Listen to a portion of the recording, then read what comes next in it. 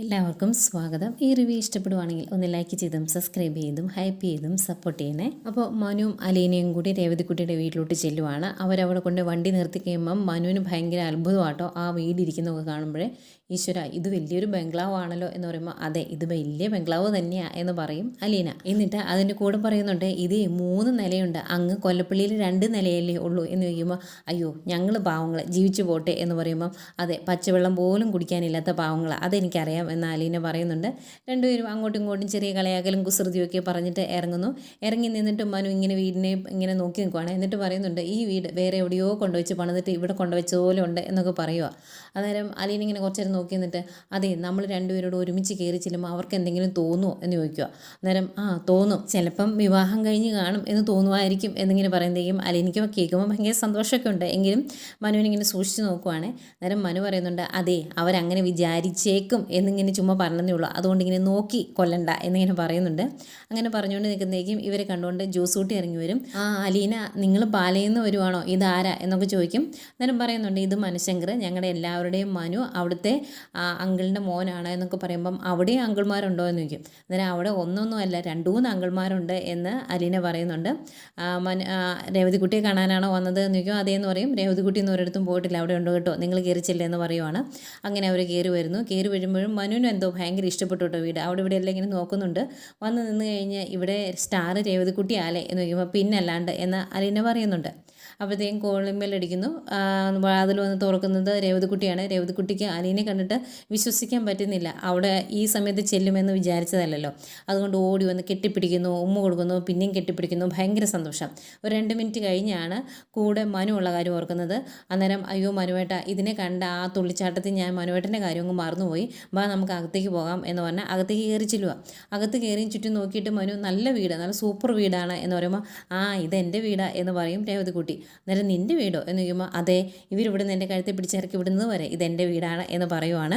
അന്നേരം മനുവിനോട് അലീന പറയുന്നുണ്ട്, അങ്ങ് സ്നേഹസദനത്തിൽ വെച്ച് പാവമായിട്ടിരുന്ന പെങ്കൊച്ച ഇപ്പം കണ്ടില്ലേ, ഇതിൻ്റെ നാക്ക് കണ്ടില്ലേ എന്നിങ്ങനെ പറയുമ്പം അതേന്ന് ഇവിടെ വന്നതിന് ശേഷം ആങ്കിളും ആൻറ്റിയും കൂടി എന്നെ അങ്ങ് ചീത്തയാക്കി നശിപ്പിച്ചു എന്ന് പറയുവാണ്. അന്നേരം അലീന പറയുന്നുണ്ട്, എടി നീ ഇങ്ങനെയൊന്നും പറയല്ലേ, അവർ കേട്ട് കഴിഞ്ഞാൽ അവർക്ക് ഇഷ്ടപ്പെടുകയല്ല എന്ന് പറയുമ്പോൾ അയ്യോ കേട്ടു, ഇവളിതെല്ലാം ഇതിനപ്പുറവും പറയുമെന്ന് ഞങ്ങൾക്കറിയാം എന്ന് പറഞ്ഞുകൊണ്ട് ഗ്രേസ്യം അങ്ങോട്ട് വരുന്നുണ്ട്. അന്തിക്കും മനു, ആൻറ്റി എന്നെ മനസ്സിലായോ, അന്ന് നമ്മൾ എറണാകുളത്ത് വെച്ച് കണ്ടായിരുന്നു, മറന്നുപോയി കാണൂലേ എന്നിങ്ങനെ ചോദിക്കുമ്പോൾ എവിടെ മറക്കാൻ, എന്നും കാണും ഇവൾക്ക് അലീന ചേച്ചി മനുവേട്ടൻ, അലീന ചേച്ചി മനുവേട്ടൻ എന്ന് പറഞ്ഞാൽ എന്തെങ്കിലും പറയാൻ, അതുകൊണ്ട് മറന്നിട്ടൊന്നുമില്ല എന്ന് പറയുന്നു. എന്നിട്ട് രേവതിക്കുട്ടി ചോദിക്കുന്നുണ്ട്, ഇവരിങ്ങനെ നിർത്താനാണോ പരിപാടി, ഇവർക്ക് ചായയൊന്നും കൊടുക്കുന്നില്ലേ എന്ന് ചോദിക്കുമ്പോൾ കൊടുക്കുന്നുണ്ട് എന്ന് പറഞ്ഞിട്ട് അലീനയും കൂട്ടി രേവതിക്കുട്ടി അടുക്കളയിലേക്ക് പോവാം. അന്നേരം ഗ്രേസ്യമായെന്നാൽ നമുക്ക് ഇവിടെ ഇരിക്കാം എന്ന് പറഞ്ഞാൽ മനുവിനോട് ഇരിക്കാൻ പറയുവാണ്. അന്നേരം മനു പറയുന്നുണ്ട്, ആൻറ്റി ഞാൻ അലീനെ ഇവിടെ കൊണ്ടുവിട്ടിട്ട് പോകാൻ വേണ്ടി വന്നതാണ് എന്ന്. അന്നേരം അയ്യോ കൊണ്ടുവിട്ടിട്ട് അങ്ങനെ പെട്ടെന്ന് പോകുമൊന്നും വേണ്ട, പിന്നെ പോയാൽ മതി എന്ന് പറയും. എന്നിട്ട് നമുക്കിവിടെ ഇരിക്കേണ്ട, അവിടേക്ക് പോകാം, അവരവിടെയല്ലേ ഉള്ളത് എന്ന് പറഞ്ഞിട്ട് മനുവിനെ കൂട്ടി ഡൈനിങ് ടേബിൾ ഇട്ടേക്കുന്ന അവിടത്തേക്ക് വരുവാണ്. അവിടെ തന്നെ അടുത്താണല്ലോ അടുക്കള. അപ്പം അവിടെ ഇവർ രണ്ടുപേരും അങ്ങോട്ട് ചെല്ലുന്നതേക്കും മാമച്ചായനും വരും. അവിടെ ഇരുന്ന് അവർ കുറേ കുടുംബക്കാര്യങ്ങളൊക്കെ സംസാരിക്കുന്നു, എന്തൊക്കെയുണ്ട് അവിടുത്തെ വിശേഷം എന്നൊക്കെ ചോദിക്കുന്നു.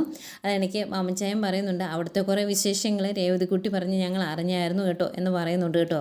എന്നിട്ട് ആദ്യമേ പറയുന്നത് വൈജയന്തിയുടെ കാര്യമാണ്. രേവതിക്കുട്ടി എപ്പോഴും വൈജയന്തിമാല എന്ന് പറഞ്ഞ് അവരുടെ വായിലും അങ്ങനെ വരുമെന്നുള്ളൂ കേട്ടോ. മാമച്ചായൻ പറയുന്നത് അങ്ങനെയാണ്, വൈജയന്തിമാലയുടെ ആക്സിഡൻ്റൊക്കെ ഞങ്ങൾ അറിഞ്ഞായിരുന്നു എന്ന് പറയുമ്പോൾ അയ്യോ അങ്ങളെ വൈജയന്തി എന്നുള്ളൂ, വൈജയന്തിമാല എന്നില്ല എന്നിങ്ങനെ പറയുമ്പം അയ്യോ ഇവിടുത്തെ രേവതിക്കുട്ടി എപ്പോഴും അങ്ങനെ പറയുള്ളൂ, അങ്ങനെ ഞങ്ങളുടെ വായിൽ അങ്ങനെ ആയിപ്പോയതാണ് എന്ന് പറയുന്നു. എന്നിട്ട് അലീനെ തട്ടിക്കൊണ്ട് പോയ കാര്യങ്ങളൊക്കെ ചോദിക്കും, അവരെന്തിനാ അങ്ങനെയൊക്കെ ചെയ്തത് എന്നൊക്കെ ചോദിക്കുമ്പോൾ മനു പറയുന്നുണ്ട്, എന്ത് ചെയ്യാനാണ്, എത്ര പറഞ്ഞാലും മനസ്സിലാക്കിയില്ലാത്ത കുറേ മനുഷ്യന്മാർ അവർക്ക് സുഖം കൂടിപ്പോയി, സുഖം പങ്കുവയ്ക്കാൻ ആർക്കും മനസ്സില്ല, എല്ലാവർക്കും മറ്റുള്ളവർക്ക് അടുത്ത് നിൽക്കുന്നവർക്ക് പണി കൊടുക്കണം, അവരെ ദ്രോഹിക്കണം, അങ്ങനെ ഒരു മനസ്സാണ്, അതിൻ്റെ പേരിലാണ് ഇതെല്ലാം സംഭവിച്ചത് എന്നൊക്കെ പറഞ്ഞ് മനു കുറേ കാര്യങ്ങളൊക്കെ ഇങ്ങനെ പറയുന്നു. അങ്ങനെ അവരെ സംസാരിച്ചുകൊണ്ട് നിൽക്കുന്നതേക്കും ചായയും കുറച്ച് ചെറുകടിയൊക്കെ ആയിട്ട് അങ്ങോട്ട് വരുന്നുണ്ട് രേവതിക്കുട്ടി അലീനയും കൂടെ. അങ്ങനെ ചായയൊക്കെ മനുവിന് കൊടുത്ത് കഴിയുമ്പോഴേക്കും മാമച്ചായൻ ചോദിക്കുന്നുണ്ട് അലീനോട്, ഇപ്പം സമാധാനമായില്ലേ, അവിടുത്തെ അങ്കിളുമാരും അതുപോലെ ബാലേന്ദ്രനും എല്ലാവരും ഒരുമിച്ചായല്ലോ, ഇനിയിപ്പം അലീനയ്ക്ക് പേടിക്കണ്ടല്ലോ എന്ന് പറയുമ്പോൾ അയ്യോ അവിടെ പ്രധാനപ്പെട്ട ഒരാളുണ്ട്, ആ ആളിപ്പോഴും ശത്രുവായി തന്നെ തുടരുവാണ്, പ്രധാന ശത്രുവാണ് വൈജയന്തി എന്നിങ്ങനെ പറയുവാണ് മനു. ഇവളുടെ അമ്മ എന്നുള്ള രീതി സംസാരിക്കുന്നു. അന്നേരം രേവതിക്കുട്ടി അവിടെ നിന്ന് പറയുന്നുണ്ട്, എനിക്ക് ആ വൈജയന്തിമാലയുടെ പേര് കേൾക്കുമ്പോൾ എൻ്റെ ശരീരം മൊത്തം ചൊറിയുമ്പുഴു കയറിയ അവസ്ഥയാണ്, എനിക്ക് സഹിക്കാൻ പറ്റിയല്ല എന്ന് പറയുമ്പോൾ ഗ്രേസിയമ്മ പറയുന്നുണ്ട്, എടി നിൻ്റെ അധിക പ്രസംഗം നിർത്ത്, എന്നിട്ട് മര്യാദയ്ക്ക് കാര്യങ്ങൾ പറ എന്ന് പറയും. എന്നിട്ട് ഗ്രേസിയമ്മ രേവതിക്കുട്ടിയെ അന്വേഷിച്ച് വന്ന കാര്യങ്ങൾ, ആ കിളിമാനൂരിൽ നിന്ന് വന്നല്ലോ നമ്മുടെ രമേശൻ നായർ, ആ വിശേഷങ്ങളൊക്കെ പറയുവാണ്. അത് കേൾക്കുമ്പം അങ്ങ് വിശ്വസിക്കാൻ പറ്റുന്നില്ല അലീനയ്ക്കും മനുവിനും. അവരിങ്ങനെ കണ്ണു നല്ലത് കേട്ടുകൊണ്ടിരിക്കുവാണ്. അന്നേരം അമ്മച്ചായൻ പറയുന്നുണ്ട്, വന്നയാൾ ഇവളുടെ അപ്പൂപ്പനാണ് എന്നാണ് പറഞ്ഞത്, പിന്നെ കേട്ട കഥകളെല്ലാം വെച്ച് ശരിയാണ് എന്ന് തോന്നുന്നു. അങ്ങനെയാണെങ്കിൽ ഇവളുടെ അച്ഛനെ ഞങ്ങൾ കണ്ടായിരുന്നു, അങ്ങേർക്ക് ഇപ്പം അസുഖം പിടിച്ച് വയ്യാതെ കിടക്കുവാണ്, ക്യാൻസറാണ് എന്നൊക്കെ പറയുമ്പം ഇങ്ങനെ അത്ഭുതമാണ് രണ്ടുപേർക്കും. സത്യം ഉള്ളതാണോ എന്നൊക്കെ ചോദിക്കുമ്പോൾ അതേന്നേ, ഇപ്പം ഇവിടെ വന്ന് ഇവളെ കാണണമെന്ന് ആഗ്രഹമുണ്ട് എന്നൊക്കെ പറഞ്ഞു. ഇവൾക്ക് അങ്ങോട്ട് പോകാൻ ഒരു താല്പര്യമില്ലായിരുന്നു, ഞങ്ങൾക്കും വലിയ താല്പര്യമൊന്നുമില്ലായിരുന്നു, എന്നിട്ടും പോയി കണ്ടു എന്നൊക്കെ പറയുമ്പം രേവതിക്കുട്ടി പറയുന്നുണ്ട്, ഞാൻ ഇവരിട്ടിട്ട് അവരുടെ കൂടെ പോയാലോ എന്ന് ഇവർക്ക് ഭയങ്കര പേടി, അതാ ഇങ്ങനെയൊക്കെ പറയുന്നത് എന്ന് പറയും. അന്നേരം ഗ്രേസിയമ്മ പറയുന്നുണ്ട്, അങ്ങനെ പോവുകയാണെങ്കിൽ പൊക്കോ, നന്ദിയില്ലാത്ത ഒരാളെയാണ് ഞങ്ങൾ സ്വന്തം മോളെ പോലെ കരുതി ഞങ്ങളുടെ കൂടെ നിർത്തിയത് എന്ന് ഞങ്ങളങ്ങ് കരുതിക്കോളാം എന്ന് പറയുവാണ്. അന്നേരം രേവതിക്കുട്ടി അലീനയുടെ കയ്യെ കെട്ടിപ്പിടിച്ചിട്ട് പറയുന്നുണ്ട്, എന്നെ തല്ലിക്കൊന്നാലും ഞാൻ ഇവിടുന്ന് പോകില്ല ചേച്ചിയെന്ന്. അത് കേൾക്കുമ്പോൾ രണ്ടുപേർക്കും ഭയങ്കര സന്തോഷമാണ്, ഗ്രേസിയമ്മയ്ക്കും അമ്മച്ചായനും. പിന്നെ മനുവിനെ അലീനയും കൂട്ടി രേവതിക്കുട്ടിയുടെ റൂമിലേക്കൊക്കെ പോവാണ്. ആ റൂം ചെന്ന് കണ്ടു കഴിയുമ്പോൾ മനു ചോദിക്കുന്നുണ്ട്, എൻ്റെ അമ്മോ ഇത് കൊള്ളാലോ, 5 സ്റ്റാർ സെറ്റപ്പൊക്കെ ആണല്ലോ, ഇവിടുത്തെ രാജാവ് നീ ആണോ ഇപ്പോൾ എന്ന് ചോദിക്കുമ്പോൾ, പിന്നെ ഞാനാണ് ഇപ്പോൾ രാജാവ്, ഇവരിവിടുന്ന് വിടുന്നത് വരെ ഞാനാണ് രാജാവ്, അത് കഴിയുമ്പോൾ ഞാൻ പിച്ചക്കാരിയാകും എന്നിങ്ങനെ വളരെ കൂളായിട്ട് പറയുവാണ് രേവതിക്കുട്ടി. അന്നേരം ആ ഓർമ്മയൊക്കെ ഉണ്ടല്ലേ അപ്പം എന്ന് അലീന പറയുമ്പോൾ, പിന്നെ നല്ല ഓർമ്മയുണ്ട് എന്ന് പറയും. എന്നിട്ട് പറയുന്നുണ്ട്, അതേ ഇപ്പം ഞാൻ ആരും ഇല്ലാത്ത ആളൊന്നുമല്ല, എന്നെ അന്വേഷിച്ച് വരാൻ ആളൊക്കെ ഉണ്ടായിരുന്നു എന്നിങ്ങനെ വലിയ ആൾ കളിച്ച് പറയുമ്പോൾ, എടി ആ കാര്യങ്ങൾ ഒന്ന് വിശദമായിട്ട് പറഞ്ഞു, ഞങ്ങൾക്ക് കാര്യങ്ങളൊന്നും വ്യക്തമായിട്ട് മനസ്സിലായില്ല എന്ന് പറയുവാണ്. അന്നേരം രേവതിക്കുട്ടി അങ്ങോട്ട് കാണാൻ വന്നത് തൊട്ടുള്ള ഓരോ കാര്യങ്ങളും ഇങ്ങനെ പറയുവാണ്. അത് കഴിഞ്ഞ് ഇവർ അങ്ങോട്ട് പോയതും രേവതിക്കുട്ടിയുടെ അച്ഛനെ കണ്ടതും അച്ഛൻ കയ്യെ പിടിച്ച് ഇങ്ങനെ കരഞ്ഞതും ഒക്കെ പറയുന്നുണ്ട്. ഇതെല്ലാം കഴിഞ്ഞ് പോരുമ്പോഴും ഭയങ്കര വിഷമമായിരുന്നല്ലോ രേവതിക്കുട്ടിയുടെ അച്ഛന്.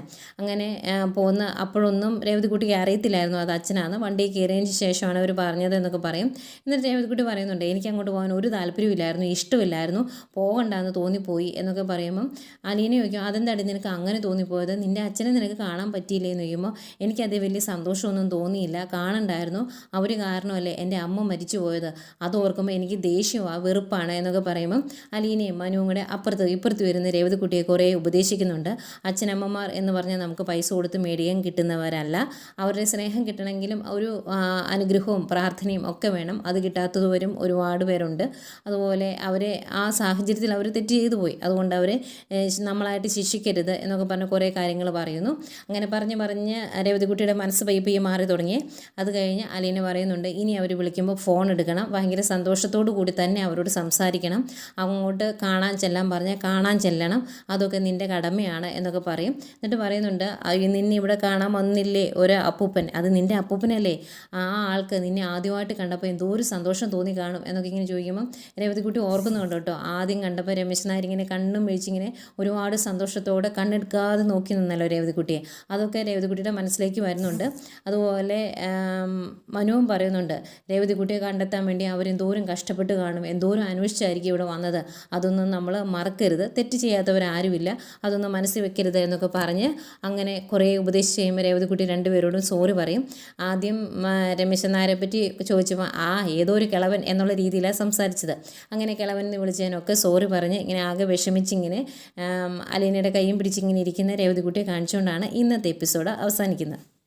പിന്നെ കാണിക്കുന്നത് നമ്മുടെ ബബിതയാണ്. ബബിത രാത്രിയിൽ ഒരു കത്രികയായിട്ട് വയ്യ ഇറങ്ങി വരുവാണ്, സ്റ്റെയർ ഇറങ്ങി വരുന്നു, നേരെ പോകുന്നത് അലീനയുടെ റൂമിലേക്കാണ്. അവിടെ ചെന്ന് അലീനയുടെ ഡ്രസ്സാണെന്ന് തോന്നുന്നു എല്ലാം എടുത്ത് കണ്ടിച്ച് കീറി പറിച്ച് അവിടെ ഇടുന്നുണ്ട്. അങ്ങനെ ചെയ്യുന്നതുകൊണ്ട് വലിയ ഫലമൊന്നുമില്ല, 10 കണ്ടിച്ച് പറക്കിയിട്ടിട്ടുണ്ടെങ്കിൽ 20 മേടിച്ചു കൊടുക്കും ബാലേന്ദ്രൻ, അത് അവൾക്കറിയത്തില്ലല്ലോ. പിന്നെ കാണിക്കുന്നത് മനുവിനെയാണ്. മനു അലീനെ കൊണ്ട് വിട്ടു, അത് കഴിഞ്ഞ് പോയി, അത് കഴിഞ്ഞ് പിറ്റേ ദിവസം പിന്നെയും വരുന്നുണ്ട് കേട്ടോ. അലീനെ ഇവിടെ അങ്ങ് വിട്ടിട്ട് പോകാൻ മനുവിന് അങ്ങ് മനസ്സ് വരുന്നില്ല എന്ന് തോന്നുന്നു. പുറത്തോട്ട് പുറത്തൊക്കെ ഒന്ന് കറങ്ങാൻ പോകണം, പിന്നെ ചിന്നുകുട്ടിയുടെ അടുത്തൊക്കെ പോകണം. അതിന് വേണ്ടിയാന്ന് തോന്നുന്നു വന്നത്. വന്നു കഴിയുമ്പം മനു അലീനയോട് പറയുന്നുണ്ട്, അതെ നീ ഫ്രണ്ട് സീറ്റിലിരിക്കണം കേട്ടോ എന്ന് പറയും. അന്നേരം അതെന്തിനാ എന്ന് ചോദിക്കുമ്പം, അല്ല ഒരു ആക്സിഡൻറ്റ് ഒഴിവാക്കാൻ വേണ്ടിയാണ്. കാരണം നീ പുറകിലിരുന്നിട്ടുണ്ടെങ്കിൽ ഞാൻ ഇടയ്ക്കിടയ്ക്ക് കണ്ണാടി കൂടി നിന്നെ നോക്കും, അപ്പോൾ ആക്സിഡൻ്റ് ഒക്കെ ഉണ്ടാകാനുള്ള സാധ്യതയുണ്ട്, അതുകൊണ്ടാണ് എന്ന് പറയുന്നുണ്ട്. ഇത്രയൊക്കെ പറയുമ്പം തന്നെ മനസ്സിലെ ഇഷ്ടം പറയാതെ തന്നെ പൂർണ്ണമായിട്ടും അലീനയ്ക്ക് അങ്ങോട്ട് മനസ്സിലാവുമല്ലോ. പിന്നെ ഗ്രേസിയമ്മയും രേവതിക്കുട്ടിയും കൂട്ടി ചിന്നുമോളെ കാണാൻ പോവുകയാണ് അവർ. അന്നേരം ഇടയ്ക്ക് പുറത്തിറങ്ങണമല്ലോ, ചിന്നുമോളെ കാണാൻ പോകുമ്പോൾ എന്തെങ്കിലുമൊക്കെ മേടിക്കണമല്ലോ. അങ്ങനെ ഇറങ്ങി പോകുമ്പോഴായിരിക്കും നോക്കിയിട്ട് നമ്മുടെ രേവതിക്കുട്ടി പറയുന്നുണ്ട്, രണ്ടുപേരെയും കാണാൻ നല്ല ചേർച്ച ഉണ്ടല്ലേ എന്നൊക്കെ ഗ്രേസിയമ്മയോട്. അത് കഴിഞ്ഞ് ചിന്നുകുട്ടിയെ കാണാൻ ചെല്ലുന്നതും ചിന്നുകുട്ടിയെ എടുത്ത് കളിപ്പിക്കുന്നതും കെട്ടിപ്പിടിച്ച് ഉമ്മ കൊടുക്കുന്നതും ഒക്കെ കാണിക്കുന്നുണ്ട്. ഇതൊക്കെയായിരുന്നു ഇന്നത്തെ എപ്പിസോഡിൽ കാണിച്ചത്.